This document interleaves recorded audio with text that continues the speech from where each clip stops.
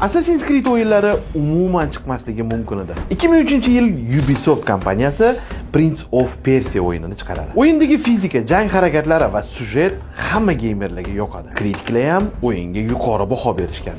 Ubisoft bo'lsa energiyaga kirishib, ikkinchi qism haqida o'ylashni boshladi.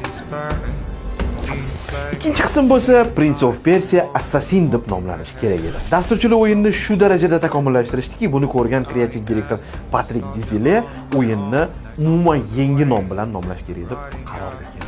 2007-yilga kelib birinchi Assassin's Creed o'yini dunyoga keldi. O'yin rostdan ham umuman boshqa darajada edi. Ubisoft yana bir marta hammani qoyil qoldirdi. Lekin oxirgi yillarda hamma ko'ryapti Assassin's Creed o'yinlari borgan sari so'nib boryapti. Chunki bu oldingi o'yinlarga qaraganda unchalik qiziq emas va yengilligi ham kam. O'zimning shaxsiy fikrimni aytadigan bo'lsam, menga o'sha 1, 2, 3-qismlari wow effekt bergan.